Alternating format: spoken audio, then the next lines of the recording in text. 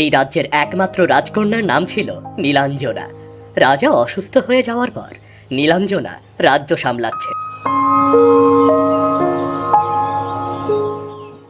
আমার প্রিয় কন্যা, সময় আর বেশি নেই। আমি চাই তুমি এই রাজ্যের দায়িত্ব নাও। এই রাজ্য পরিচালনা করার জন্য তুমি একমাত্র যোগ্য উত্তরাধিকারী। বাবা, এসব বলো না। তুমি একদম সুস্থ হয়ে উঠবে।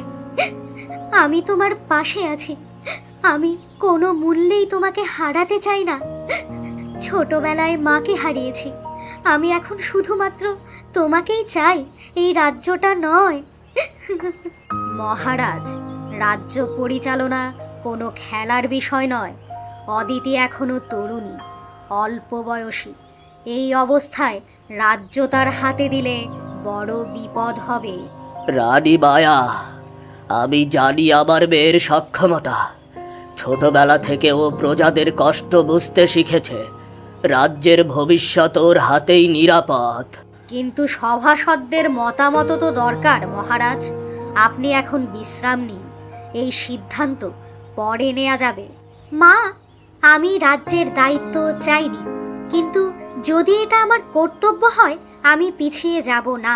আমার বাবা ইচ্ছা পোষণ করেছে, আমি সেটাই করতে চাই। এটাই আমার রাজকন্যা। মনে রেখো, ন্যায় আর সত্যের পথে থেকো। তুমি সব সময় মনে রাখবে, তোমার বাবা তোমার সাথেই রয়েছে।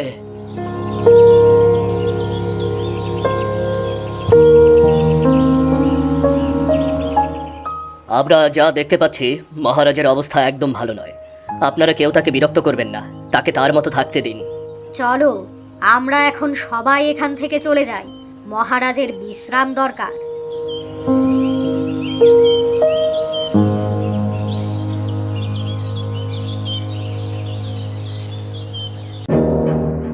প্রিয় সভাসদবৃন্দ, মহারাজের অবস্থা এখনো গুরুতর। তাই রাজ্য শাসনের ভার আপাতত আমার হাতে থাকা উচিত বলে আমি মনে করি। মা, এটা অন্যায়। বাবা আমাকেই উত্তরাধিকারী ঘোষণা করেছেন। তুমি কি করে নিজেকে এ রাজ্যের রানী ঘোষণা করছো? তাছাড়া তোমাকে এই রাজ্যের রানী হিসেবে কেউ চায় না।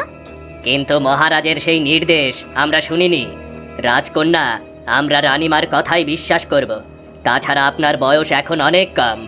এই রাজ্য চালানোর মতো সক্ষমতা আপনার নেই। মন্ত্রী, আপনি সত্যিটা জানেন না, কারণ সেখানে আপনি উপস্থিত ছিলেন না। এই রাজ্য চালানোর মতো সমস্ত যোগ্যতাই আমার রয়েছে, আর আমার বাবা সেটা নিজের মুখে ঘোষণা করেছেন। খুব ভালো, তাহলে প্রমাণ করতে হবে তুমি রাজ্য চালনার যোগ্য। আমি এক শর্ত রাখছি, 3 দিনের মধ্যে রাজ্যের পূর্ব প্রান্তের খরাপ্রবণ গ্রামগুলোয় খাদ্য ও পানি পৌঁছে দিতে হবে। না পারলে রাজ্যের ভার থাকবে আমার হাতে। ঠিক আছে মা, আমি আমার প্রজাদের বাঁচিয়ে দেখাবো কে সত্যিকারের রাজ্যের উত্তরাধিকারী। রাজকুমারী নীলাঞ্জনা তার ঘোড়া নিয়ে চলল রাজ্যের পূর্ব প্রান্তে। অদিতি ঘোড়ায় চড়ছে, পাশে বিশ্বস্ত সৈন্য আর্জুন ও তার দাসী মীরা। রাজকন্যা, 3 দিনের মধ্যে ওই গ্রামে পৌঁছানো সত্যিই খুব কঠিন। পথ দুর্গম, আর বৃষ্টি নেই অনেক দিন। জানি না রাজ্যের লোকগুলো কতই না কষ্ট করে ওখানে টিকে আছে। মীরা, রাজ্যের মানুষ কষ্টে আছে, আমি বিশ্রাম নিতে পারি না। চলো, সময় নষ্ট করার সুযোগ নেই। রাজকন্যা, আমি আপনাকে রক্ষা করব। মৃত্যু হলেও পিছিয়ে যাব না। মহারাজের সাথে আমি সব সময় থাকতাম। তাকে যে কোনো বিপদ আপদ থেকে রক্ষা করাই ছিল আমার কাজ। আমার চিন্তা না করে আপাতত এটা ভেবে বের করো, কি করে সেই সাধারণ মানুষগুলোকে খরার হাত থেকে রক্ষা করা যায়। আপনি ভাববেন না, কিছুদিনের মধ্যে আমরা পানি জোগাড় করব। আগামীকাল থেকেই আমি দেখা শুরু করব কোথায় পানি পাওয়া যায়। ঠিক আছে, এখন আর কথা বাড়িয়ে লাভ নেই। এর চেয়ে বরং কাজ শুরু করে দেয়া যাক। এদিকে রাজকন্যা এবং আর্জুন যখন পানির সন্ধান করছিল, ঠিক তখনই রাজপ্রাসাদের গোপন কক্ষতে রানী মায়া তার গুপ্তচর বিজনের সঙ্গে কথা বলছে। বিজন, খবরটা জানো তো, নীলাঞ্জনা আজ সকালে রওনা দিয়েছে। একটা কথা মনে রেখো, নীলাঞ্জনা আমার জীবনের সবচেয়ে বড় শত্রু। ওর জন্য কোনো দিন মহারাজ আমাকে ভালোবাসেননি। হ্যাঁ রানীমা, আমি সব জানি। আমি কি তার পিছু নেব? কি কি আদেশ আপনার? যদি আপনি চান তাহলে আমি রাজকন্যাকে পথের মধ্যেই হত্যা করতে পারি। না না, সরাসরি তাকে হত্যা করা যাবে না। তার পথে এমন ব্যবস্থা করো যাতে সে আর প্রাসাদে ফিরতে না পারে। পাহাড়ের সেই সংকীর্ণ সেতুটি একটু দুর্বল করে দিও। এটা দুর্ঘটনা বলে সবাই ভাববে। বুদ্ধিদীপ্ত পরিকল্পনা মহারানী, আজই কাজ হবে। ওই সেতুটা এমন ভাবে দুর্বল করব যাতে কেউ কোনোদিন আমাদের সন্দেহ না করে। নীলাঞ্জন ও আর্জুন ক্লান্ত, ঘোড়াগুলো হাঁপাচ্ছে। হঠাৎ দূরে জ্বলছে আগুনের আলো। দেখো রাজকন্যা, দেখো গ্রামের ঘরগুলো জ্বলছে। এখান থেকে কতই না সুন্দর দেখাচ্ছে। দেখে কেউ বলবে তারা এত বড় বিপদে পড়েছে। হায় হায়, তারা তো বিপদে পড়েছে। জল নিয়ে এগিয়ে চলো, সবাইকে বাঁচাতে হবে। আমাদের হাতে সময় খুব কম। মনে রেখো, যত দ্রুত আমরা যাব তত দুনিয়াতে প্রাণ রক্ষা হবে। আমরা সাথে করে প্রচুর পরিমাণ খাবার, পানীয় জল নিয়ে এসেছি, যাতে করে ওখানকার শিশু, নারী এবং বৃদ্ধরা পানি খেয়ে বাঁচতে পারে।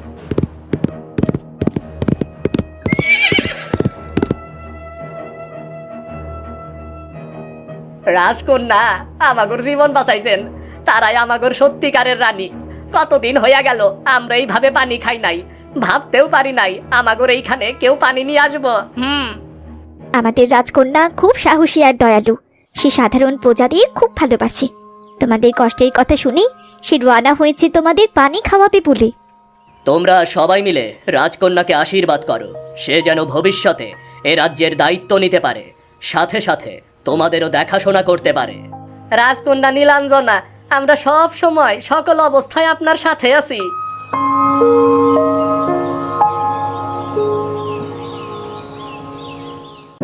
রাজকন্যা সাবধান, সেতু ভেঙে যাচ্ছে মনে হয়। আমাদের বিরুদ্ধে কেউ ষড়যন্ত্র করেছে। রাজকন্যা, এবার কি হবে? না না, এইভাবে হাল ছেড়ে দিলে হবে না। আমরা যেন এই ভাঙা সেতুর হাত থেকে বাঁচতে পারি। শেষ রক্ষা করতেই হবে। এটা একটা দুঃসময়, আর এই সময় আমাদেরকে মাথা ঠান্ডা রাখতে হবে। ওই তো দেখতে পাচ্ছ অনেকগুলো পাথর। ওই পাথরগুলোকে টেনে একবার কাছে ফেলে দেয়া যায়, তাহলে আমরা এ যাত্রায় প্রাণে বেঁচে যাব। রাজকন্যা একদম ঠিক কথা বলেছে। এই সময় মাথা ঠান্ডা রাখতে হবে। আমাদের সবাইকে ওই পাথরগুলোকে নিয়ে ভাঙা সেতুর ওপরে ফেলতে হবে।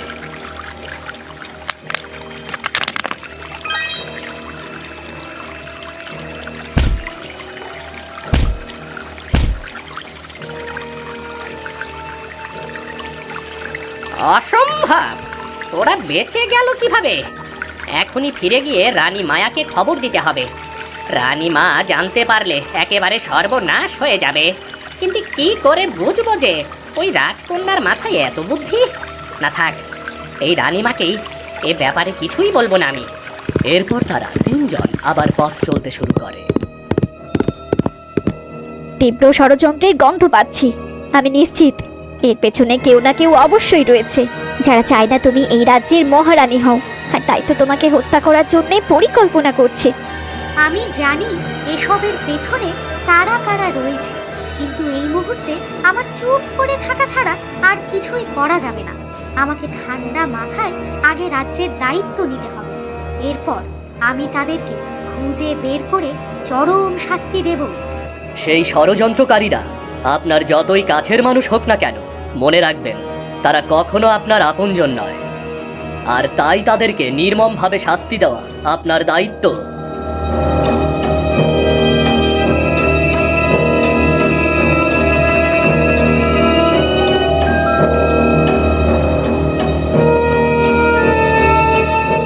তুমি ফিরে এলে, কিন্তু এ কি করে সম্ভব?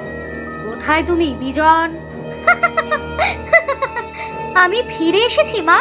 3 দিনের মধ্যে খরাপ্রবণ সব গ্রামেই পানি ও খাদ্য পৌঁছে দিয়েছি। আর শোনো, বিজনকে ডেকে কোনো লাভ হবে না, ও তোমাকে সত্যিটা বলেনি। তোমরা সবাই মিলে যে পরিকল্পনা করেছিলে সেটা সত্যি হয়নি। পরিকল্পনা? কোন পরিকল্পনার কথা বলছো তুমি? সে ব্যাপারে আমি না হয় তোমার সাথে পরে কথা বলে নেব। আগে তুমি যেটা কথা দিয়েছিলে সেই কথাটা ভালো করে পালন করো। রাজকন্যা তার অঙ্গীকার রক্ষা করেছেন রানী মায়া। আপনি তাকে রাজসিংহাসন বুঝিয়ে দিন। আমরা সবাই চাই এই রাজ্যের উত্তরাধিকারী হিসেবে সে এই সিংহাসন অলংকৃত করুক। আমি শুধু কর্তব্য করেছি, কিন্তু রানীমার কাছে একটা প্রশ্ন আছে। কেন রাজ্যের সেতু হঠাৎ করে ভেঙে পড়লো? কি বলেছেন রাজকুমারী? সেতু ভেঙে পড়েছে মানে? না না না না, এত হতে পারে না। এই সেতুর কাঠামো খুবই শক্ত, নিচ থেকে এটা কখনো ভেঙে পড়তে পারে না। তুমি ভুল ভাবছো রাজকন্যা, ওটা ছিল দুর্ঘটনা। তুমি শুধু শুধুই আমাদেরকে সন্দেহ করছো। আমরা এই ব্যাপারে কিছু জানি না।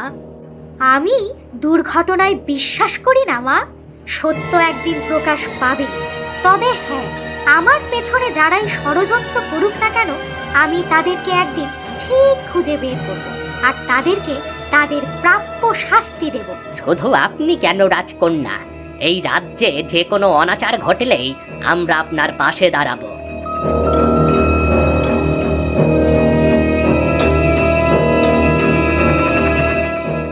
আমি সব শুনেছি।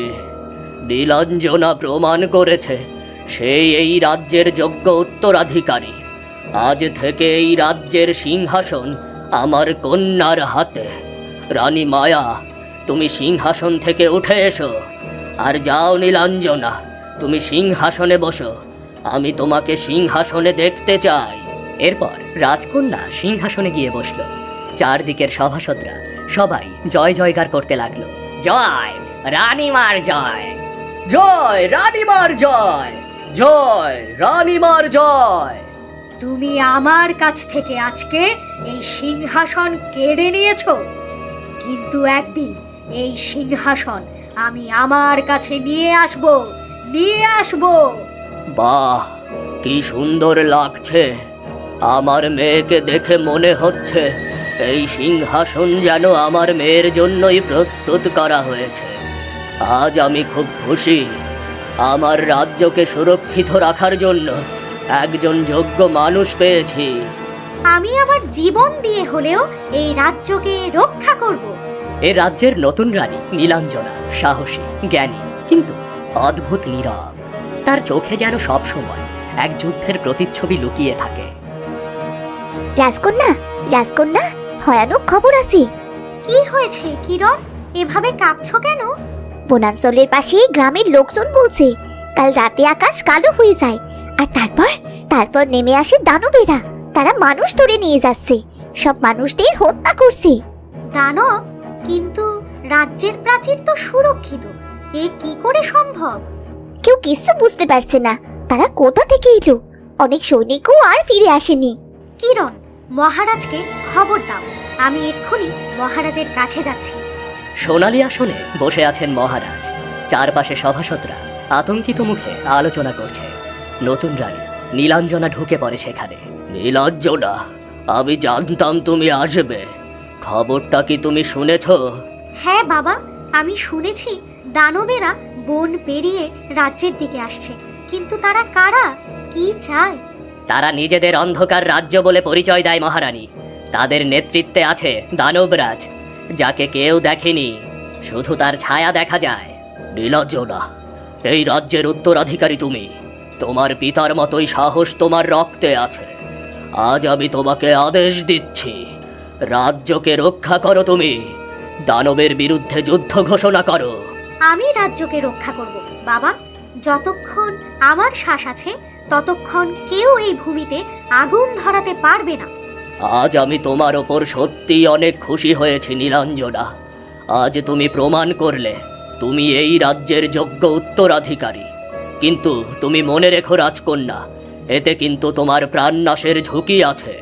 যা কিছুই হোক, আমি জীবন দিয়ে হলেও আমার এই রাজ্যকে রক্ষা করব।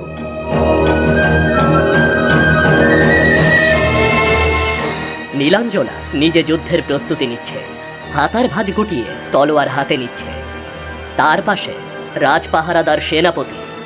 রাজকন্যা, আমি অনেক যুদ্ধে লড়েছি, কিন্তু এবার শত্রু মানুষ নয়, ওরা তো অমানুষ। সত্যি বলতে আমার নিজেরই প্রচণ্ড ভয় করছে, এরকম অমানুষের সাথে আমি কখনো আগে যুদ্ধ করিনি। তার জন্য জানি না এবার আমরা সত্যি সত্যি জয়ী হতে পারবো কিনা। আমি মানুষের সাহসে বিশ্বাস রাখি অরুণ। দানব যত শক্তিশালী হোক, মানব হৃদয়ের আলো কখনোই নিভে না। ভালোবাসা দিয়ে দানবের মনও জয় করা সম্ভব। তাহলে চলুন রাজকন্যা, সূর্য অস্ত যাওয়ার আগেই আমরা বন প্রান্তে পৌঁছে যাব। আমাদের অনেক দেরি হয়ে যাবে, আর এই যুদ্ধে শুধুমাত্র আমি আপনার সাথে যেতে পারবো, অন্য কেউ যেতে পারবে না। অন্য কেউ না গেলে আমি আরো বেশি খুশি হব, কারণ আমি চাই না এই অমানুষের হাতে একটা শরীরও মৃত্যু বরণ করুক। চাঁদের আলো মেঘে ঢাকা, গাছের ছায়ায় নীলাভ কুয়াশা। হঠাৎ কোথা থেকে যায় গর্জন শোনা যায়। কে কে সেখানে? শুনতে পেলেন? কোথা থেকে যেন একটা অদ্ভুত আওয়াজ ভেসে আসছে। না না না না না, এটা কোনো মানুষের আওয়াজ নয়। আমি নিশ্চিত আশেপাশে কোথাও দানব রয়েছে। আমিও বুঝতে পারছি। সতর্ক দৃষ্টি রাখো যেন ওই দানব আমাদেরকে আক্রমণ করতে না পারে। ওই তো একটা আবছায়া, ওই মূর্তি যেন আমাদের দিকেই তাকিয়ে আছে। সরে যান রাজকন্যা, ওই দানবটা আপনার দিকে এগিয়ে আসছে। এখনই সরে যান বলছি।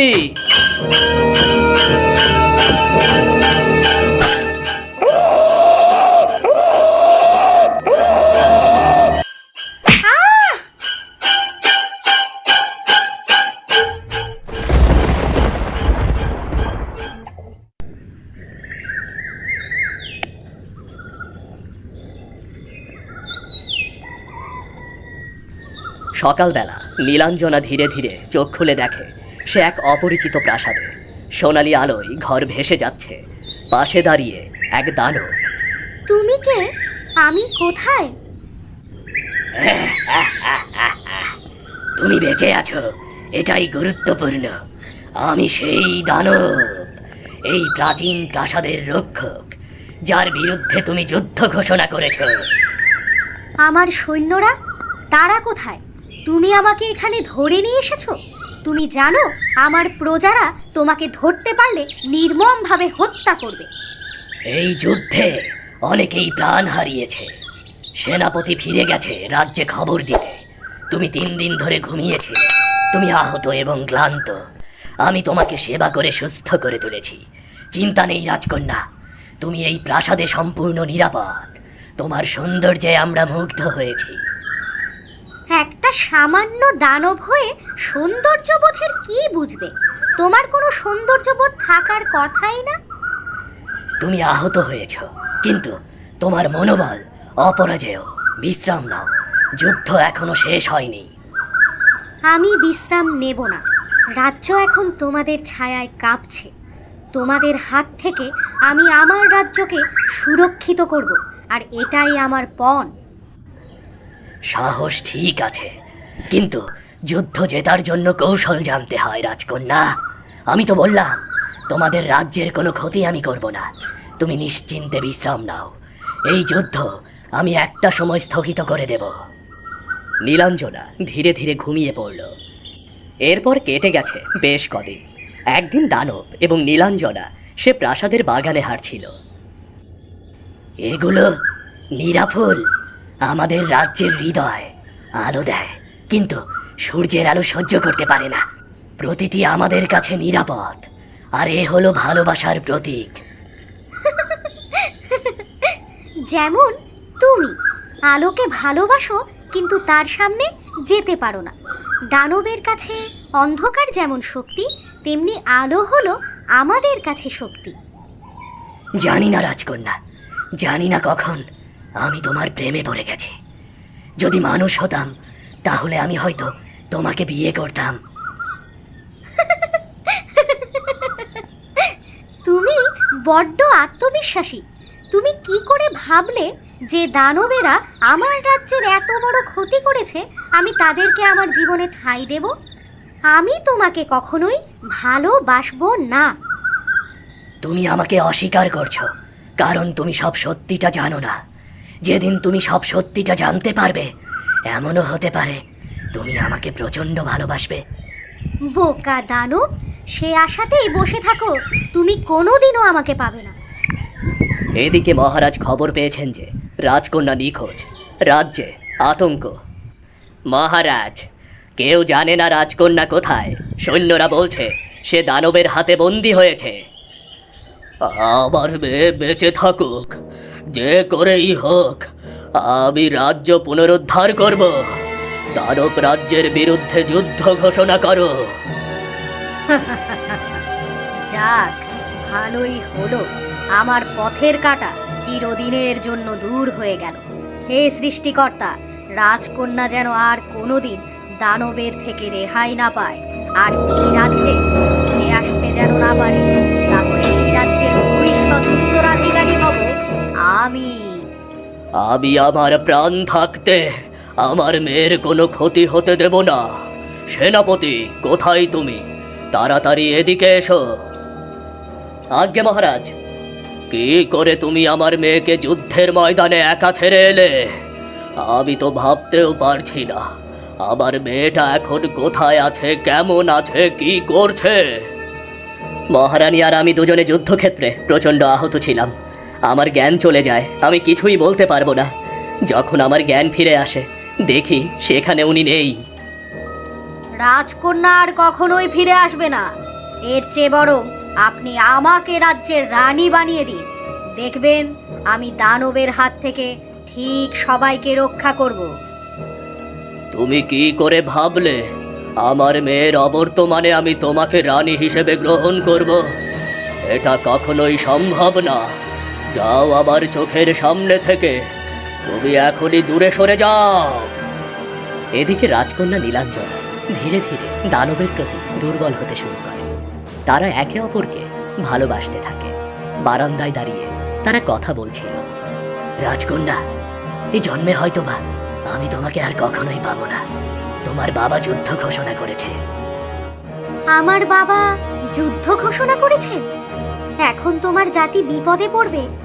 আমি কখনোই বুঝতে পারিনি ধীরে ধীরে তোমার প্রেমে পড়ে যাব। আমি কখনোই তোমার কোনো ক্ষতি হতে দেব না।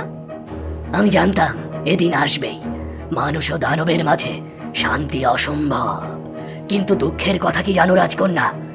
এর মধ্যে আমি তোমাকে হারিয়ে ফেললাম, আর সাথে সাথে হারিয়ে ফেললাম আমার ভালোবাসা। কিন্তু কিন্তু আমি তোমাকে হত্যা করতে পারবো না, আর তোমাকেও মরতে দেব না। তাহলে কি করবে নীলাঞ্জনা? দুই জগতের মাঝে দাঁড়িয়ে তুমি কাকে বাঁচাবে? এই ধরো দানব আর মানুষ, যে কোনো একজনকে তোমার বাঁচাতে হবে। তাহলে তুমি কাকে বাঁচাবে?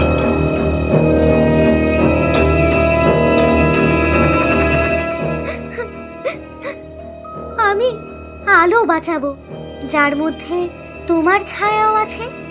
আমি তোমাকে আর মানব জাতিকে, দুই জাতিকেই রক্ষা করব।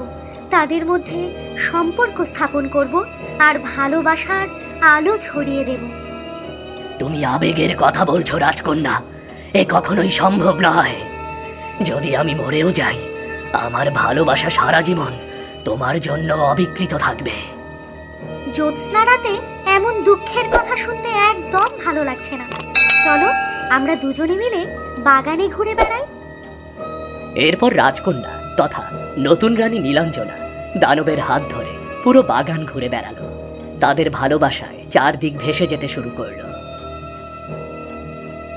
কিন্তু কিছুদিন পর হঠাৎ করে দানব এবং মানুষের মধ্যে যুদ্ধ শুরু হয়ে যায়। মানুষের সৈন্যবাহিনী ও দানবরা মুখোমুখি। বজ্রপাত, আকাশ রক্তলাল। নীলাঞ্জনা ও দানব মাঝখানে দাঁড়িয়ে। নীলাঞ্জনা, সরে যাও ওখান থেকে, ওরা তোমাকে ধোঁকা দিচ্ছে। তুমি ভুলে যাচ্ছ এই রাজ্যের উত্তরাধিকারী তুমি। তোমার উচিত মানুষকে রক্ষা করা।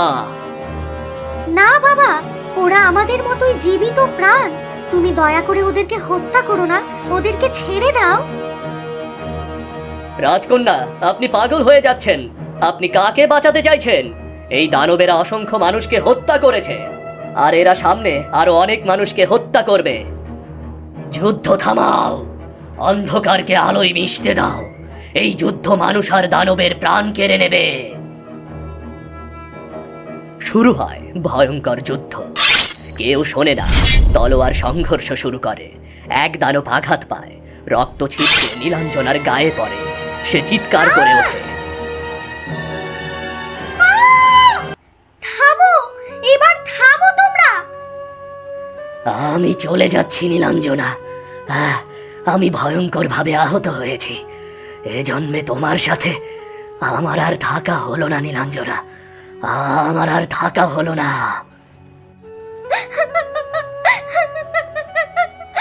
আমি আমি তোমার কোনো ক্ষতি হতে দেব না দানব। হঠাৎ করে একটা অদ্ভুত ঘটনা ঘটে। সে দানব একটা সুন্দর সুপুরুষ রাজপুত্রে পরিণত হয়ে যায়। তার বুক থেকে প্রচণ্ড রক্ত ঝরছিল। এ কি দৃশ্য দেখছি! আমি আমি তো আমার নিজের চোখকেও বিশ্বাস করতে পারছি না। এ কি করে সম্ভব? তুমি তো কোনো দানব নও, তুমি তো একজন পুরুষ রাজকুমার। হ্যাঁ নীলাঞ্জনা, আমি কোনো দানব নই। একটা অভিশাপের কারণে আমি এতদিন দানবের শরীরে বন্দী ছিলাম। আমি মিনতিপুর রাজ্যের রাজকুমার অমল। তোমরা কে কোথায় আছো?